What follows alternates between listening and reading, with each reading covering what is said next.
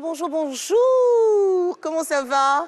Ah, j'adore ce sourire-là, surtout pour ce mois de février. On se réveille avec un tel sourire. Ça fait un baume au cœur, je vous dis. Alors, on va se concentrer maintenant pour la revue de presse. Toujours concentré. La CEDEAO a tenu un sommet extraordinaire à Accra hier. Oui, bonjour à tous. Les dirigeants de l'organisation sous-régionale se sont rencontrés pour plancher sur les situations politiques au Mali, en Guinée et particulièrement au Burkina Faso. Et à cette occasion, tout en demandant un chronogramme clair de sortie de crise à la junte burkinabé, Fraternité Matin indique que les dirigeants ouest-africains ont fait preuve de magnanimité vis-à-vis du pays des hommes intègres en ne lui imposant pas de nouvelles sanctions. À noter qu'après ce sommet, le président de la République, Alassane Ouattara, qui a pris part à cette rencontre, va rallier Addis Abeba, la capitale de l'Éthiopie, pour le 35e sommet ordinaire des chefs d'État et de gouvernement de l'Union africaine, prévu les 5 et 6 février 2022. Et nous retrouvons Soir Info qui s'intéresse à la situation sécuritaire au nord de la Côte d'Ivoire. Oui, et particulièrement à la menace terroriste. Et à ce sujet, le confrère indique que des éléments des forces de défense et de sécurité déployés dans la zone nord-est de notre pays ont découvert récemment un engin explosif improvisé sur l'axe Teini-Kointa dans la zone de Bouna. Et cet explosif, installé par des djihadistes présumés, a été retiré de ce tronçon par des démineurs.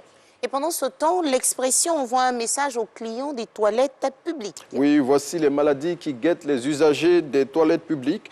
C'est le titre du dossier que le confrère a consacré à ces endroits qu'on retrouve sur toute l'étendue du territoire national. Selon le quotidien, ces endroits que les populations fréquentent pour se soulager sont souvent insalubres et à la base de nombreuses maladies bactériennes. Et puis, on parle de la finale de la CAN 2021 au Cameroun. Ça sera finalement le Sénégal contre l'Égypte. Oui, les Pharaons ont validé leur ticket hier en battant les Lions indomptables du Cameroun. Après une rencontre âprement disputée qui s'est soldée par un score vierge, c'est au tir au but que les deux équipes se sont départagées. Et à ce jeu, ce sont les coéquipiers de Mohamed Salah qui ont été les plus adroits. Rendez-vous est pris donc pour ce dimanche 6 février 2022, sauf revirement de situation pour la finale de la 33e édition de la CAN 2021. Et Naomi, il faut savoir que les Égyptiens ont demandé à la CAN de reporter la finale à lundi pour permettre à leurs joueurs d'avoir eux aussi 3 jours de repos, comme les Sénégalais qui ont joué le mercredi. Tout est permis à la CAN. Bon, est-ce qu'on peut continuer avec cette note d'humour pour finir en beauté la revue de presse du jour?